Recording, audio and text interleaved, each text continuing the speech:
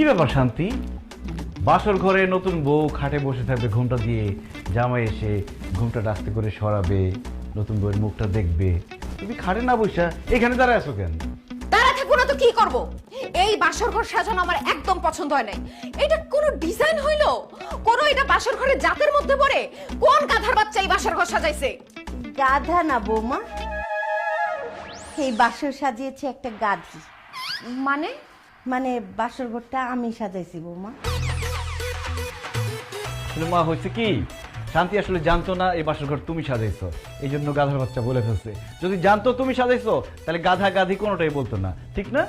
না রে বাবা, এতে মনে করা করি কি আছে? দিন তো আমাদেরও আসবে, তাই না সবুজের আব্বা? আচ্ছা দেখ, ওইসব আলাপ সালাপ বাদ দাও।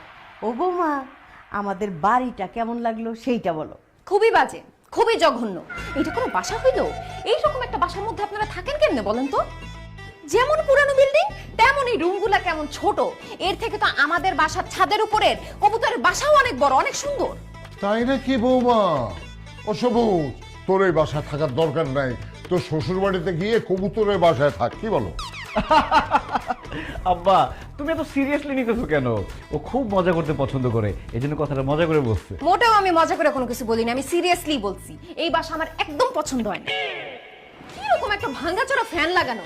এই তোমাদের বাসায় এসি নাই কেন? আমি তো এসি ছাড়া ঘুমাইতে পারবো না, অলরেডি ঘামতেছি। ওরে বাবা, বড় লোকের বেটি রে, তুমি এসি ছাড়া ঘুমাইতে পারো না? তাইলে তোমার বাড়ি থেকে একটা এসি নিয়ে আসো নাই কেন? তোমার আব্বা তোমার সাথে করে একটা এসি দিয়ে দিতে পারলো না? কই, এই বিয়া শাদিতে তোমার আব্বা তো একটা সুতাও দিল না, সব খরচ তো আমার ছেলেই করলো। কেন আমার বাবার কোনো কিছু দিতে হবে কেন? সে আমাকে পড়ালেখা শেখায় বড় করছে না? তাছাড়া আপনার ছেলে আমার মতো একটা বউ পাইছে, এইটা তার 7 জন্মের কপাল। ও বাবা, আমার পোলা 7 জন্মের ভাগ্য তোমার বিয়া করছে। কেন গো বৌমা, তুমি কি সোনার ডিম পাড়া হাঁস? প্রত্যেকদিন সকালে বড় একটা সোনার ডিম পাইরে দিবা আমার পোলারে। আমি বলে ডিম পারবো? এই সবুজ, তোমার মা কিন্তু আমার অপমান করে কথা বলছে, তুমি চুপ করে আছো কেন? কিছু বলো না কেন? মা তুমি আমার এই নতুন বউকে বাসর ঘরে অপমান করে কথা বলতে পারো না। বাহ, বিয়ে না করতে করতে বউর গোলাম হয়ে গেছে। তোর বর কথা শুনে মাকে ধমক দিয়ে কথা বলছিস? হ্যাঁ, এই তাহলে তো আমাকে আমার বউর পক্ষ নিয়ে কথা বলতে হয়। তোর বউকে অপমান করে কথা বলবে না মানে? হ্যাঁ, শুরু তো করেছে তোর বউ।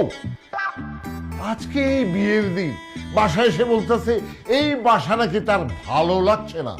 আমার আপনাদের বাসা ভালো লাগে না তো আমি ভালো লাগে কেন বলবো? শুনো, এই বাসা আমরা আর থাকবো না। কালকেই বড় দেখে সুন্দর দেখে